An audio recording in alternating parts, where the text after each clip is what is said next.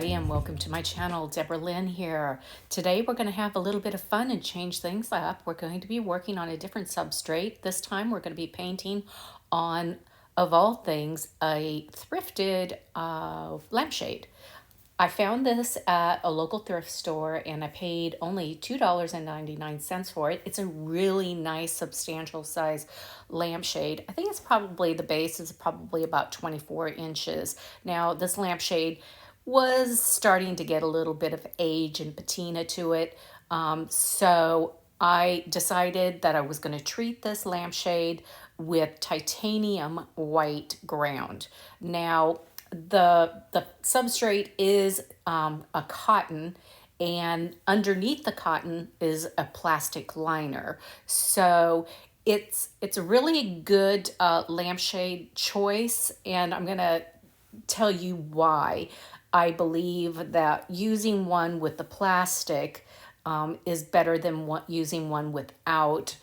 First of all, the light filtering through the lampshade. We have to be concerned to a degree that there could be fading of the watercolor. Now, if you get the plastic lampshade like I have that has the inside, you can see it there. It's kind of has a patina to it, and I'm going to tell you how I'm going to treat the inside of this in just a moment.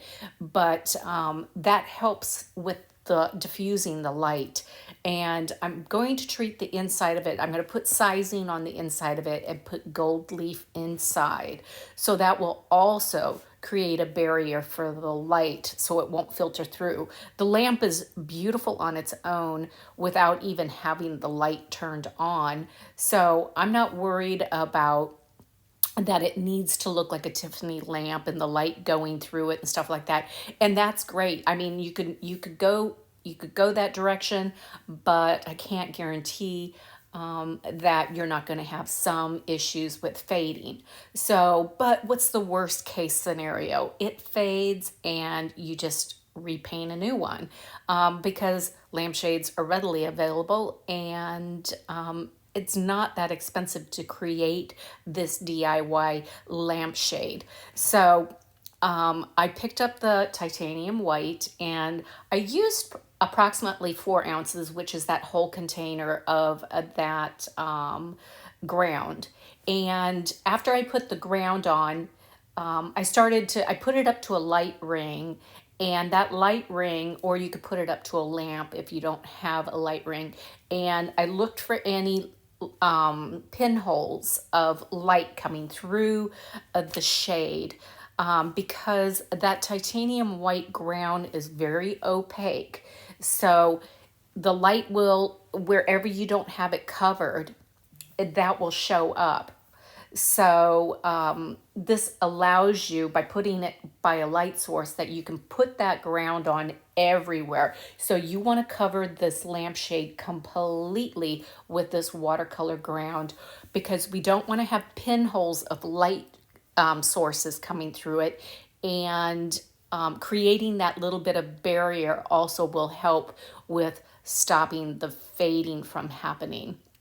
Again, the inside of this, I'm going to put sizing down, and I'm going to put gold leaf. So I will have that barrier also. So we have to think about how we're going to treat it also on the outside. The outside, I'll use a UV protectant spray, probably more than likely. I have Winsor Newton, and I think there's like Krylon. There's all different kinds of brands. So just look for one that is matte and that is UV protectant. Now you'll want to do a nice light coat over the entire lampshade. Don't get it too wet, because you don't want to reactivate your watercolor. And then let that dry, go in and do another spray. Again, do a light mist, and then maybe a third. Just cover it completely. Right now, what you're seeing is me starting the process here with the watercolor. I'm using one of my quills. You can find that quill in the description box. And this is indigo that I'm putting down. Okay, and I'm going to do this lampshade. I'm going to end up selling these lampshades. So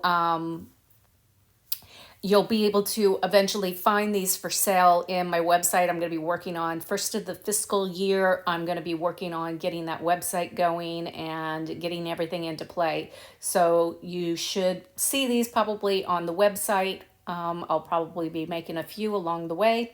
So just keep in mind that we all need to be creative in our own right. And when you're doing your lampshades, I want you to use your own creative license. Not necessarily, try not to copy from tutorials that you watch. Try to be inspired more from them. That way you can claim it as your own. And that's what I want for you. I want you to create your own lampshade that you can proudly do whatever you want with it. Okay, the sky's the limit with what you can do. You could do a landscape, you could do a seascape, you could do an abstract, you could do field of flowers, you could do so many things. And I'm going to do the same thing. I'm going to put my art on these lampshades and just have a lot of fun. So I want you to do the same. And what I also want you to do is to come over to my group and on Facebook and join the group. It doesn't cost anything to join the group, and show me what you've created. I can't wait to see. These are so much fun. But here's why I want you to get a lampshade that has the plastic on the inside. First of all, this cotton, and this, I didn't use linen, I didn't use silk, and I didn't use burlap, I used cotton. This cotton is adhered to that plastic. So that substrate, it's a lot sturdier to paint on. And when you get, let's say, linen wet or you get silk wet, there's that possibility of that fabric kind of loosening up, and it could not, it won't be as tight as it can be on that lampshade. So you might run into a little bit of problem there. But with this one, they adhered that cotton to that plastic. So it's bonded onto that. So it keeps it nice and taut. And so that's why I'm saying, go out there, try to find yourself a lampshade in those thrift stores. There's tons of them in the thrift stores. They always have piles of them, and they might not be in the best condition. Just don't get a plastic one on the inside that has cracks, okay? That wouldn't be good. Leave that one alone. Don't even touch it. Get one that doesn't have cracks, and if it has some little stains on it, it doesn't matter, because you're going to put the titanium white all over it. Now, when you put that titanium, I'm just going to let you keep watching me paint as I talk to you. When you put that titanium white on there, and so you've covered everything, you've gotten into, you've completely covered it. There's no light sources coming through it at all.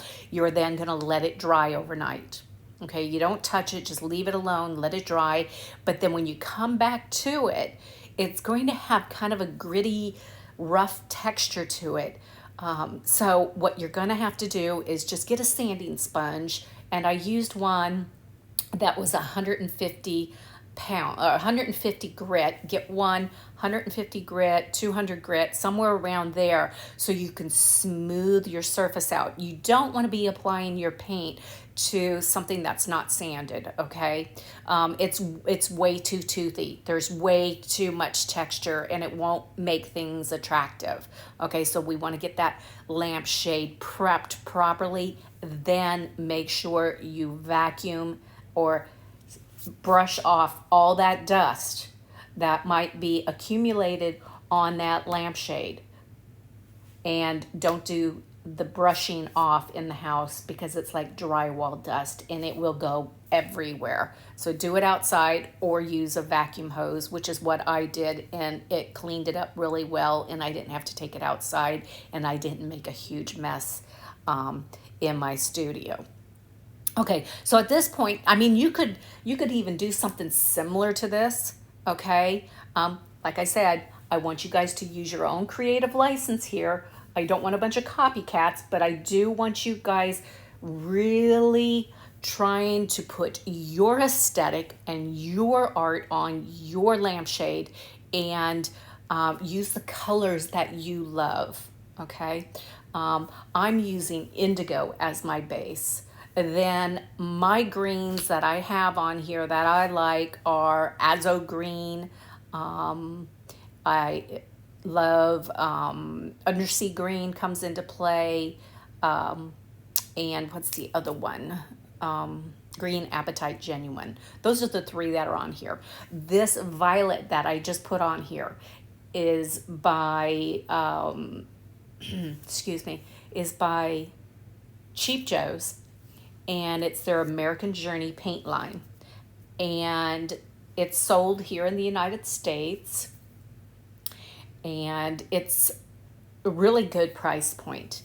And the stuff is really nice. I really like it. And I do like this Janet's Violet Rose. It has a little bit of a blue undertone to it, but on top of that, it's a little bit more on the opaque side. So sometimes it's nice to have very translucent colors, but it's also nice in moments where you need something that's a little bit more opaque. So when you are collecting your watercolors, just make sure you have colors that are very vibrant, colors that are, some of them are opaque, and some, maybe you need some gouache also, and you also need to buy some paints that granulate. The Magello Mission Gold paints that I use mainly because of their vibrancy do not granulate. So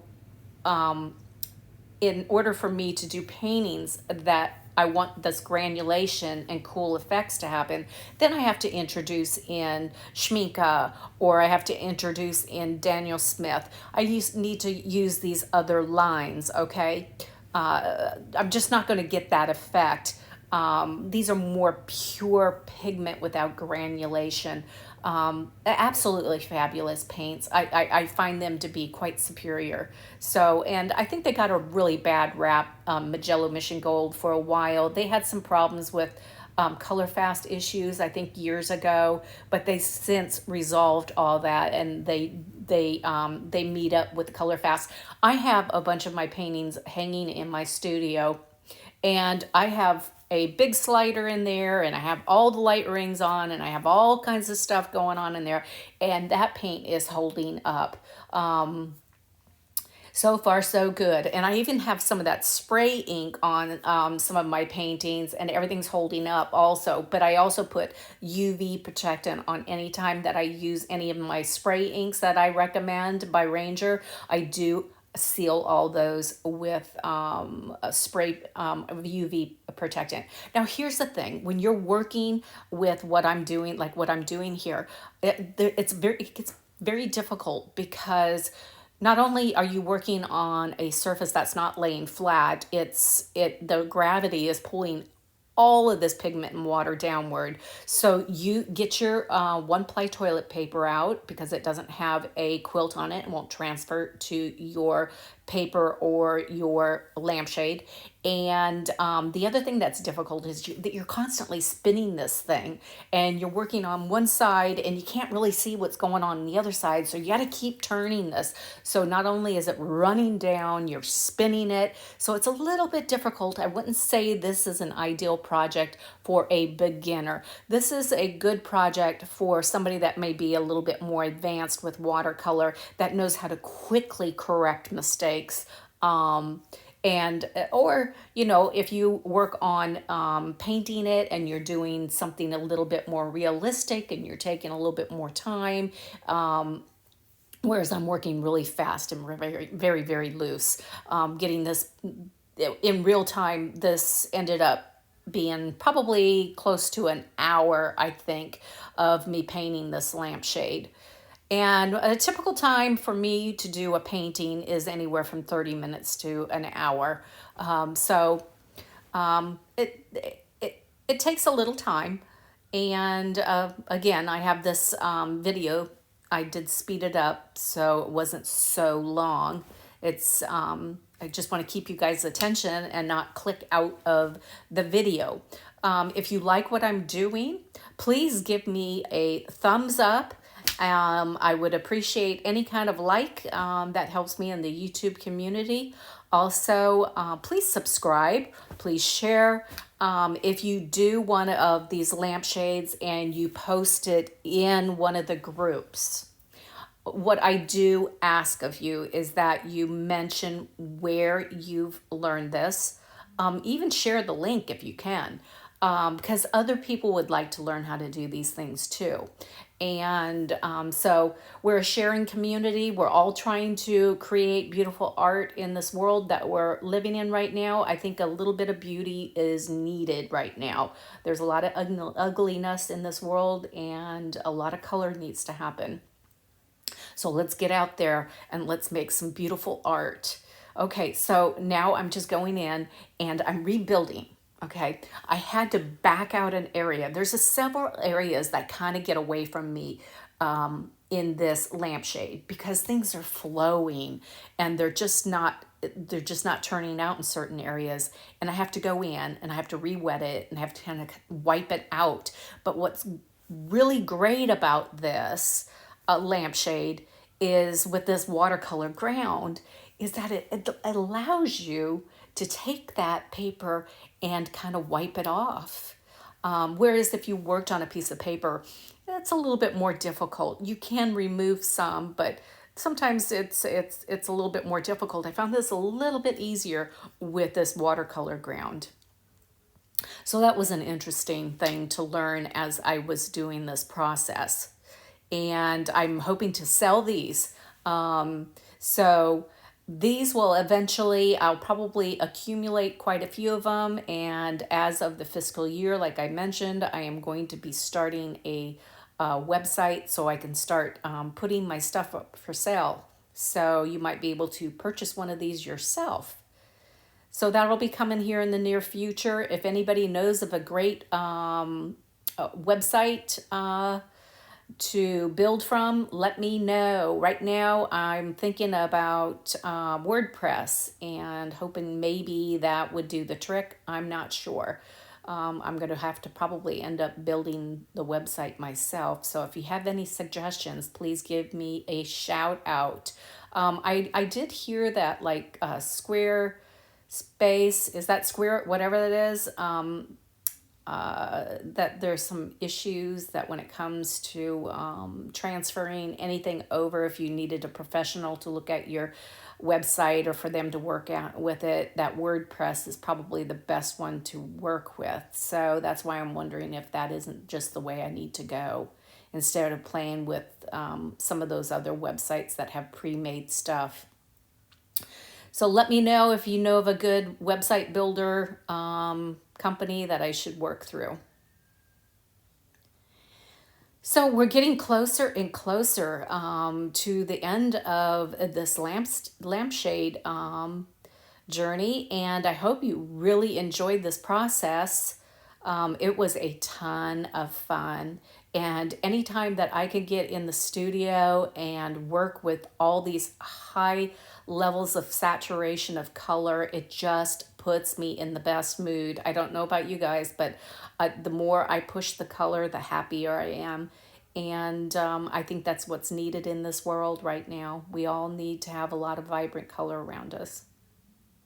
So I'm going to let you, before I sign off here, what I'm going to do here, I wanted to talk to you about this. I am putting at the very end, I am putting in opera pink. Okay, I started to splash it on and I found out that wasn't a good idea because the surface is round and the stuff just wants to, it just wants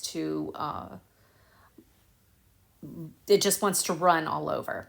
And so that wasn't a good idea. So don't try splashing stuff around on these lampshades. It's just going to be a nightmare and you're going to be chasing stuff. So use your brush to do all your work. Have your toilet tissue in the other hand to blot up as you go. So those are the things that I can tell you. And the other thing that I wanted to tell you as you're creating and building your layers, if you do something remotely, in the proximity of what I'm doing, put your most vibrant ones forward. Keep the ones that are not as vibrant in the back. Kind of build your layers and until you get to the very bright neon colors up front. So the other thing that I'm going to end up doing here in just a moment is I'm going to go in with Dr. P.H. Martin Bleed Proof White because my name's Deborah Lynn. And you know I love that product, and there I'm grabbing it right now. And I'm just going to go in and I'm just going to put in some white highlights of some leaves and some twigs, and you know what I mean. I'm just gonna put in some random stuff. It doesn't really make sense. It's kind of a little bit abstract. I'm not being this is very semi-abstract of a field of flowers, so I don't want anything to look contrived.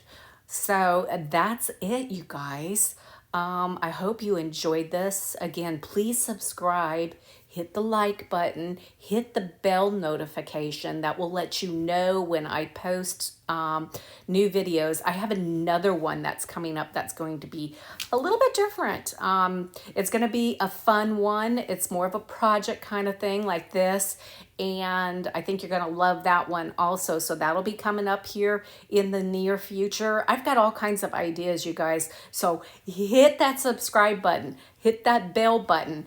This is going to be fun. It's not going to always just be watercolor on paper. We're going to have fun. We're going to do mixed media and watercolor and use different substrates, and we're going to have a blast together. And don't forget to join me over there in Facebook, where I can see what you also have been working on. You guys, be safe, stay well, and God bless. Bye for now.